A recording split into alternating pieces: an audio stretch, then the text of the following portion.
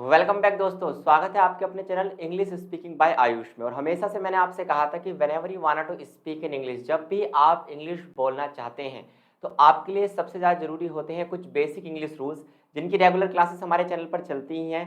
Last class में मैंने आपको बताए थे कुछ डेली यूज सेंटेंसेस। उम्मीद है आपने वो क्लास देखी होगी, अगर नहीं देखी तो जाके आप चेक कीजिए प्लेलिस्ट सेक्शन में। डेली यूज सेंटेंसेस कुछ ऐसे सेंटेंसेस होते हैं जो कि आपको रटने ही पड़ते हैं। उन सेंटेंसेस को बोलकर आप पहले दिन से इंग्लिश बोलना शुरू कर सकते हैं। आज की जो हमारी क्लास है वो आपको साफ साफ दिखाई दे रही होगी। कुछ डेली यूजिंग वोकैबुलरी की हम बात करेंगे।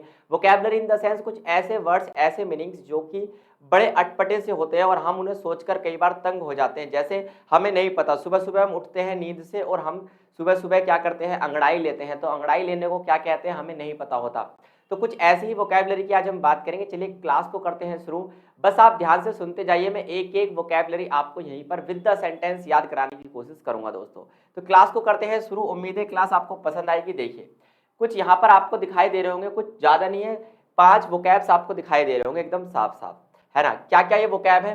पहला वोकैब जो आपको दिखाई दे रहा होगा वो है आपका सो का मतलब क्या होता है? ये सो का मतलब सोना नहीं है ना। क्या आपने एक बच्चा उठाया गोद में और उससे कह रहे हैं आप सो नहीं। यहाँ सो का मतलब होता है दोस्तों, यहाँ सो का मतलब क्या होता है? ठीक ठाक। तो पहला वोकैब आपको दिखाई दिया होगा ठीक ठाक। अब आप कहेंगे सर इसका इस्तेमाल हम कैसे करेंगे? फॉर एग्जाम्पल आपसे किसी ने क्वेश्चन पूछा, how is your life, how is your life, तुम्हारी जिंदगी आज के समय में कैसी चल रही है? हाउ इज योर लाइफ, है ना। आपसे इस तरीके का किसी ने सवाल पूछ लिया, भाई ये क्वेश्चन पूछा आपसे, हाउ इज योर लाइफ, आपका जीवन कैसा है, कैसी आपकी जिंदगी चल रही है। तो हम एकदम क्या करते हैं, सडनली हमारा जवाब केवल यही होता है ठीक ठाक चल रही है। हम क्या कहते हैं? ठीक ठाक। How is your life? ठीक ठाक। यू विल से इट्स सो। क्या कहोगे आप? It's so. देखिए जो सो का मतलब होता है, इसका मतलब होता है ठीक ठाक। लेकिन अगर आपने कर दिया सो एंड सो, क्या कर दिया दोस्तों, आपने लिख दिया इसकी जगह सो एंड सो, तो इसका मीनिंग क्या हो जाएगा? अलग हो जाएगा। अब आप मुझे कमेंट बॉक्स में बताएंगे कि सो एंड सो का मतलब क्या होगा। अगर आपने कमेंट बॉक्स में बता दिया तो मैं आपकी कमेंट का जरूर रिप्लाई करूंगा। तो सो का मतलब होता है दोस्तों ठीक ठाक। जैसे for example, how is your study, तुम्हारी स्टडी कैसी चल रही है। How is your studies going on, तुम्हारी स्टडी कैसी चल रही है। तो आप कहेंगे ठीक ठाक चल रही है, तो यू विल से माई स्टडी इज सो, है ना। जब भी आप कहें, जैसे for example how is your health, तुम्हारी हेल्थ कैसी है, तो यू विल से क्या कहेंगे आप? इट्स सो, बिल्कुल ठीक ठाक चल रही है। डन। सेकंड आता है आपका इंडीड। इंडीड का मतलब होता है वास्तव में, है ना, वास्तव में। फॉर एग्जांपल आपने इसके लिए एक शब्द सुना होगा रियलिटी। क्या सुना होगा दोस्तों? रियलिटी। रियलिटी होता है वास्तविकता, है ना। वास्तविकता क्या होता है? वास्तविकता, है ना। लेकिन यहाँ पर वास्तविकता की बात नहीं हो रही, रियलिटी की बात नहीं हो रही, यहाँ हो रही है वास्तव की। और वास्तव का मतलब होता है यहाँ पर इन रियल। तो आप इंडीड की जगह एक शब्द का इस्तेमाल कर सकते हैं जिसे हम क्या कहते हैं दोस्तों? रियल कहते हैं। डन। दूसरा आता है आपका रिलाई। रिलाई का मतलब क्या होता है? भरोसा। पहले आप कहते थे इसके लिए ट्रस्ट शब्द का इस्तेमाल करते थे। पहले आप ट्रस्ट कहते नहीं थे, वह उस लड़की ने मेरा ट्रस्ट तोड़ दिया, मेरा विश्वास भरोसा तोड़ दिया, है ना। तो भरोसा पहले ट्रस्ट हुआ करता था, लेकिन आजकल मॉडर्न इंग्लिश में इसके लिए जो वर्ड यूज होता है वो आपके सामने लिखा हुआ है, दैट इज रिलाई। कौन सा वर्ड यूज होता है दोस्तों? रिलाई वर्ड का यूज होता है। जैसे आई रिलाई ऑन यू, मैं तुम पर भरोसा करती हूँ। आई रिलाई ऑन यू, है ना।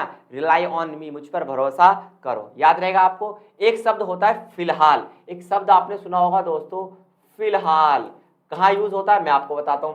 भाई आपसे पूछूं मैं कि भाई आजकल तुम्हारी इंग्लिश तुम कहाँ से सीख रहे हो? तुम कहोगे यार फिलहाल तो मैं क्या कर रहा हूँ, एक यूट्यूब चैनल से इंग्लिश सीख रहा हूँ फिलहाल। तो फिलहाल का मतलब आजकल में, यानी कि वर्तमान समय में, इन द प्रेजेंट आप कह सकते हैं। तो फिलहाल के लिए हम क्या यूज करते हैं दोस्तों? As of now. As of now. अब आप कहेंगे सर इसे सेंटेंस कैसे बनाएंगे? देखिए मैंने आपसे कहा फिलहाल मैं नहा रहा हूँ, as of now I am taking shower, है ना। फिलहाल मेरे को जाना है, as of now I have to go. फिलहाल मुझे बहुत से काम है, as of now I have so many works. Done. इतनी बात आपको क्लियर हुई। फिर आता है आपका सिवर। सिवर का मतलब होता है कांपना, है ना, कांपने से। फॉर एग्जाम्पल एक होता है ठंड से कांपना, वो भी कांपना सिवर ही होता है आपका। एक होता है जैसे आप मान लीजिए आपसे कहा कि इंग्लिश बोलिए, है ना, और आप जैसे ही किसी इंस्टीट्यूशन में इंग्लिश सीखने गए और वहाँ आपको पहले दिन ही स्टेज पर खड़ा कर दिया, है ना, तो फिर आपके साथ क्या होगा? आपके पैर जो है वो क्या करने लगेंगे? सिवरिंग करने लगेंगे, कांपने लग जाएंगे। तो उम्मीद है ये कुछ 5 वोकैब जो मैंने आपको बताई, इनमें सबसे इंपॉर्टेंट जो होती है दोस्तों, एक तो ये सो, क्योंकि सबसे ज्यादा हम इस शब्द का इस्तेमाल करते हैं ठीक ठाक, यानी कि सो। दूसरा आपका कौन सा होता है? दूसरा सबसे ज्यादा यूज होता है फिलहाल, as of now. As of now, I'm speaking English in front of you because my English speaking and my language English is so. यानी कि मेरी अंग्रेजी भाषा क्या है, ठीक ठाक है, इसलिए आज मैं आपके सामने क्या कर रहा हूँ, इंग्लिश भाषा बोल रहा हूँ। डन, इतनी बात आपको क्लियर हुई। चलिए आगे कुछ वोकैब की बात करते हैं। ये पीडीएफ आपको हमारे टेलीग्राम चैनल पर फ्री ऑफ कॉस्ट मिल जाएगी। अगर अभी तक आपने वो ज्वाइन नहीं किया तो आप क्या कर सकते हैं, डिस्क्रिप्शन बॉक्स में टेलीग्राम चैनल का लिंक है इग्नू वाला ऑफिशियल, उस पर जाके आप इसे ज्वाइन कर लें। अगली वोकैब की बात करते हैं। जरा वोकैब्स को आप ध्यान से देखने की कोशिश कीजिए। एक होता है तड़पना, है ना, ये मोहब्बत में जो लोग तड़प जाते हैं उन्हीं के लिए होता है तड़पना। तड़पने के लिए क्या यूज हम करते हैं, इसकी फोकस हम करते हैं। देखिए तड़पना जो वर्ड होता है इसके लिए हम यूज करते हैं अर्न, है ना। आप इसे यर्न नहीं पढ़ना, आप इसे क्या पढ़ना दोस्तों, आप इसे पढ़ना अर्न। क्या पढ़ोगे आप इसे, अर्न पढ़ना। अर्न का मतलब होता है तड़पना। जैसे मैं तड़प रहा हूं, I am earning, I am earning, है ना। तो तड़पने की याद रहेगी आपको, उठाना पिकअप। जैसे फॉर एग्जाम्पल तुम्हारे दोस्त ने कहा मेरा फोन उठा भाई, मेरा फोन उठा, मेरा फोन उठा, तो you will say pick up my phone, है ना। कहते नहीं भाई जल्दी यार मेरा फोन पिकअप कर ले, पिकअप माय फोन। हालांकि यहाँ पर फोन शब्द क्या हो जाएगा, गलत यहाँ पर आप यूज किए माय कॉल, क्योंकि कॉल होती है, फोन नहीं उठाया जाता, कॉल को पिकअप किया जाता, पिकअप माय कॉल। तो पिकअप का मतलब उम्मीद है आपको समझ में आएगा, उठाना। सेकंड वर्ड है आपका अकम्पनी मी। अकम्पनी का मतलब होता है साथ लेके चलना। फॉर एग्जाम्पल आप और आपके दोस्त ऐसे खड़े थे दोनों, है ना, और आप दोनों के बीच में क्या चल रही थी, बातचीत चल रही थी कहीं जाने की। आप दोनों जाना चाह रहे हैं राजस्थान, घूमने जाना चाह रहे हैं, है ना। तो आपका दोस्त तो जा रहा है लेकिन ये मना कर रहा है, तो आप इसे कह रहे हैं यार मेरे साथ चल ले, मुझे भी क्या हो जाएगी, कंपनी हो जाएगी। तो जब किसी को हम साथ लेकर जाते हैं तो हम उसे कहते हैं वुड यू अकम्पनी मी, क्या तुम मेरे साथ चलोगे, विल यू अकम्पनी मी। किसी के साथ चलना होता है अकम्पनी। अगर आप मी भी हटा दे तो किसी के साथ चलना क्या कहलाता है दोस्तों, अकम्पनी। नेक्स्ट आता है आपका रैंडम, बिना सोचे समझे। जैसे कुछ लोग क्या करते हैं, बिना सोचे समझे कुछ भी कमेंट बॉक्स में कुछ भी लिख जाते हैं, तो उसे हम कहते हैं रैंडम कमेंट्स। बिना सोचे समझे जो भी काम होगा उससे रैंडम। जैसे I was looking at you randomly, यानी मैं बिना सोचे समझे तुम्हें देख रहा था, मैं घूर नहीं रहा था। और घूरने के लिए होती है googling, I was not googling you, है ना। तो रैंडम का मतलब होता है कोई भी काम बिना सोचे समझे करना। जैसे फॉर एग्जांपल आपने क्या किया, रैंडम ही आप शॉपिंग करने गए, कोई सी भी शर्ट आपने क्या कर ली, परचेज कर ली, तो आप कहते नहीं मैं तो रैंडम ही खरीद लेके आया था इसको, तो उसे हम कहते हैं बिना सोचे समझे। अगला आता है आपका क्या, डेलिब्रेटली। डेलिब्रेटली का मतलब होता है किसी काम को इंटेंटिवली करना या जानबूझकर करना। डेलिब्रेटली का मतलब क्या होता है दोस्तों, जानबूझकर करना। जब कोई भी काम हम जानबूझकर करते हैं, जैसे I am making fun of you, है ना, या फिर I am making your fun, मैं आपका मजाक इसलिए उड़ा रहा हूं, I am making your fun deliberately, है ना। कैसे, मैं जानबूझकर आपका क्या कर रहा हूं, मजाक उड़ा रहा हूं, है ना। तो मेरा पूरा इंटेंशन है आपकी बेइज्जती करने का। तो उम्मीद है इतनी बात आपको क्लियर हो गई होगी। बहुत बढ़िया, एक एक वर्ब हमें यहाँ पर क्या होती जा रही है, क्लियर होती जा रही है ना। वाइल टेकिंग नहीं, वाइल टॉकिंग, है ना। यहाँ पर थोड़ा सा क्या है मिस्टेक है, आपको इसमें एल लगा लेना है। क्या है, वाइल टॉकिंग, बातों ही बातों में, वाइल टॉकिंग। जैसे फॉर एग्जाम्पल उसने मुझसे कहा, उसने मुझे आई लव यू कहा, फॉर एग्जाम्पल बातों ही बातों में, है ना। उसने मुझे क्या कहा, आई लव यू कहा, तो she said I love you to me, she said I love you to me while talking, है ना। तो बातों ही बातों में उसने क्या कहा, मुझसे आई लव यू कहा वाइल टॉकिंग। तो वाइल टॉकिंग का मतलब होता है बातों ही बातों में। आप इससे बहुत सारे सेंटेंस और बना सकते हैं, जैसे चलते चलते वाइल वॉकिंग। तो यहाँ पर एक रूल आपको पता चल गया होगा कि वाइल के साथ, अगर वाइल के साथ हम क्या करें दोस्तों, वर्ब की फर्स्ट फॉर्म में आईएनजी लगा दें तो किसी काम को करते करते चीजें बन जाती हैं। जैसे वाइल रनिंग, दौड़ते दौड़ते, वाइल रनिंग, मैंने तुझे देखा था, I saw you while running, दौड़ते दौड़ते मैंने तुझे देखा था, है ना। अगली बात करते हैं, चलिए। डस्ट पार्टिकल्स, धूल के कण। जैसे आप कहते नहीं हो यार मेरी आंख में कुछ चला गया, शायद कोई कण चला गया है धूल का, तो उसे हम कहते हैं दोस्तों डस्ट पार्टिकल। डस्ट का मतलब होता है धूल और पार्टिकल्स का मतलब होता है कण। कण का मतलब छोटे छोटे टुकड़े। नेक्स्ट आता है आपका स्कम होता है आपका मैल। जैसे कहते नहीं है पैसा हाथ का महल नहीं होता, money is not a scum of hand, है ना। तो मनी जो है वो मैल नहीं है, किसका, हाथ का। तो स्कम का मतलब क्या होता है दोस्तों, मैल होता है ना। कम ही आप इसे पढ़ेंगे, स्कम नहीं कम, है ना। अगली बात करते हैं स्टेंच। स्टेंच का मतलब होता है बदबू, है ना। स्टेंच का मतलब क्या होता है, बदबू, है ना। जैसे आप कहेंगे फिर सर स्मेल का मतलब क्या होता है, भाई स्मेल का मतलब तो होता है किसी भी प्रकार की सुगंध आना, है ना, गंध को कहते हैं स्मेल, है ना। किसी भी प्रकार की जो गंध होती है उसे हम क्या कहते हैं, स्मेल कहते हैं। लेकिन अगर बदबू आ रही है तो यू विल से स्टेंच, क्या कहेंगे आप, उसे कहेंगे स्टेंच। और अगर आप कहें सर सेंट की खुशबू को क्या कहते हैं, उसे हम कहते हैं फ्रेग्रेंस। क्या कहते हैं दोस्तों, फ्रेग्रेंस।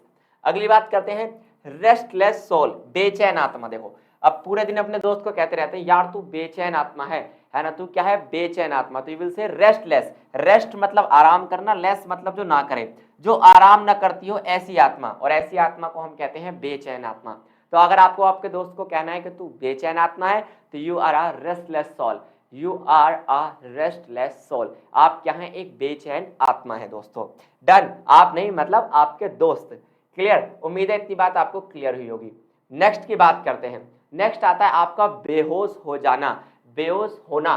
तो टू फेंट, क्या कहते हैं, टू फेंट। फॉर एग्जाम्पल वो व्यक्ति बेहोश हो गया था, वो व्यक्ति बेहोश हो गया था। ये सेंटेंस आपको बनाना है कमेंट बॉक्स में। बेहोश होना की मैंने आपको बता दी, फेंट, है ना।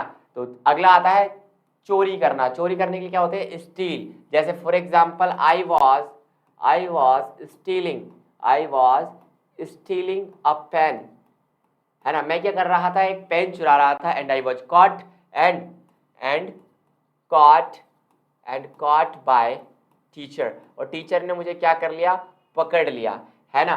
तो क्या कहोगे आप, आई वॉज स्टीलिंग, पेन चुराना, कुछ भी कोई भी चीज चोरी करते हैं हम तो हम कहते हैं उसे स्टील। स्टील मतलब होता है दोस्तों चुराना।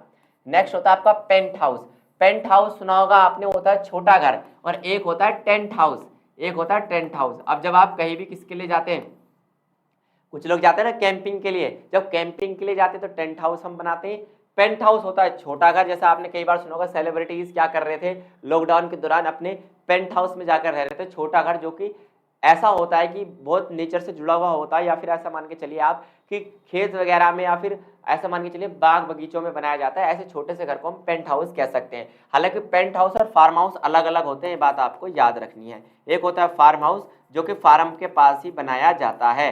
क्लियर। नेक्स्ट आता है आपका कन्फेक्शनर, कन्फेक्शनर, ठीक है, कन्फेक्शनर। कन्फेक्शनर का मतलब क्या होता है, आपका हलवाई होता है दोस्तों। कन्फेक्शनर का मतलब क्या होता है, हलवाई।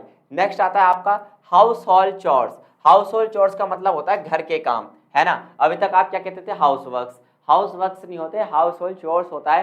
हाउस होल्ड चोर्स का मतलब क्या होता है, घर के काम। जैसे तू क्या कर रही थी, है ना, तू क्या कर रही थी, वाट वॉज यू डूइंग, है ना, है ना, तू क्या कर रही थी, what was you doing.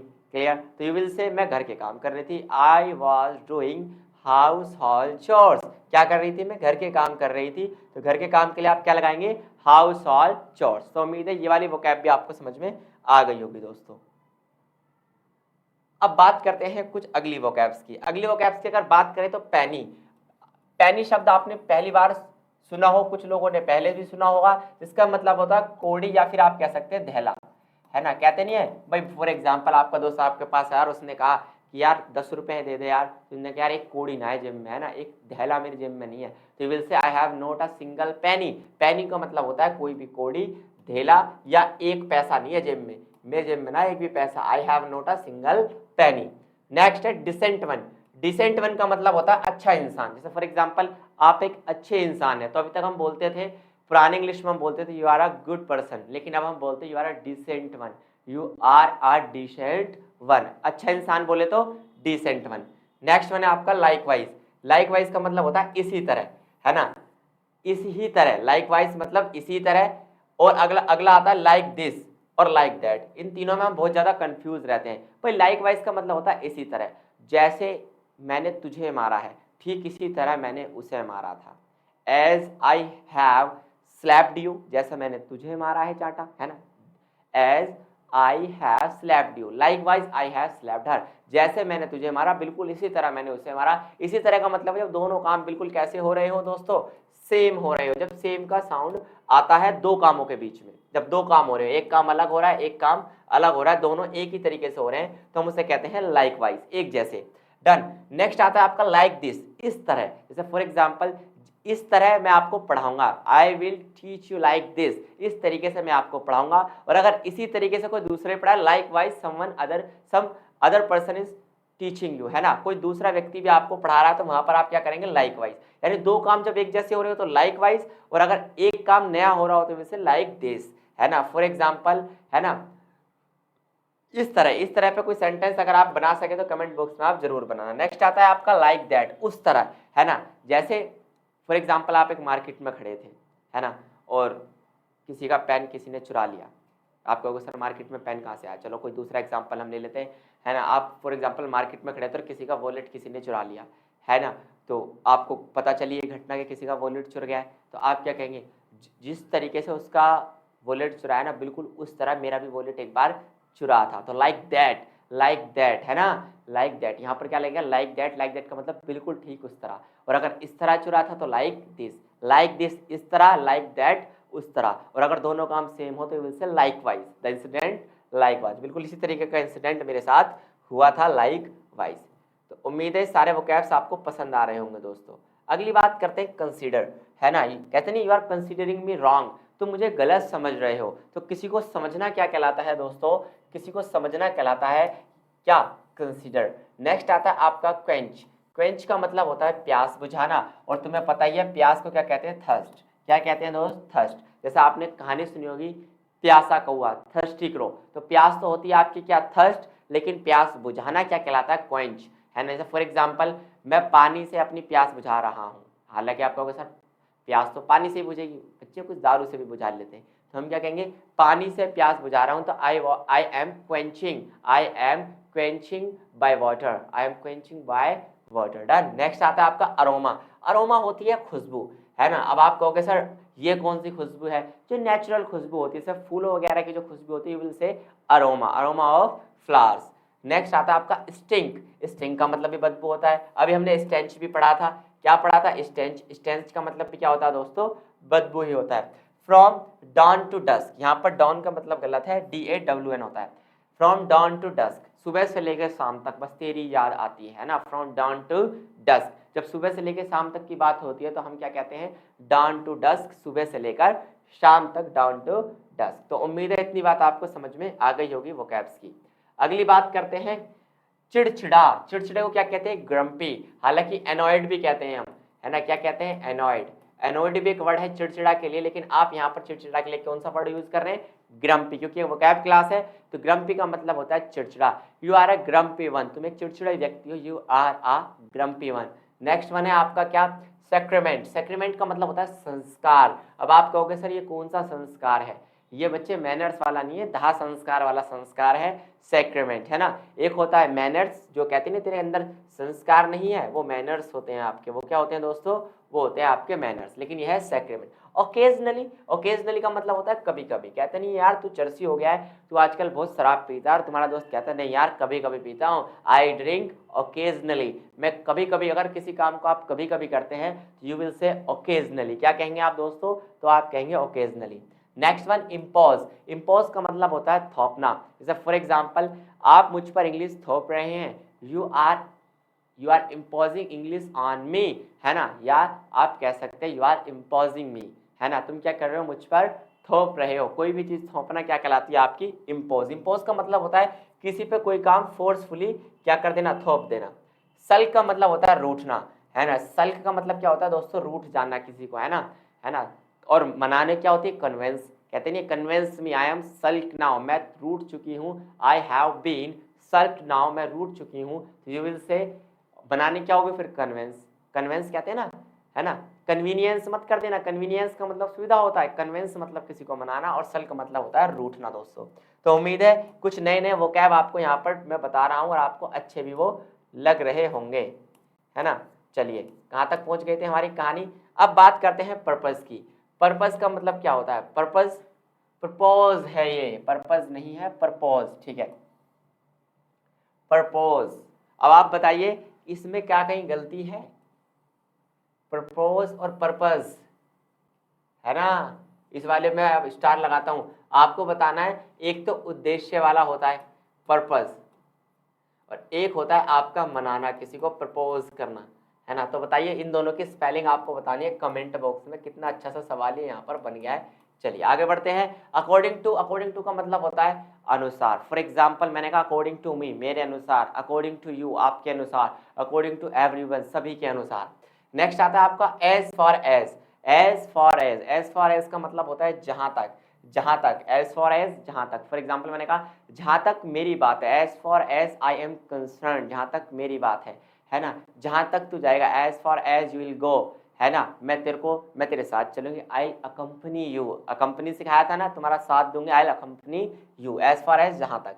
Instead of का मतलब होता है के बजाय, इंस्टीड ऑफ का मतलब होता है के बजाय।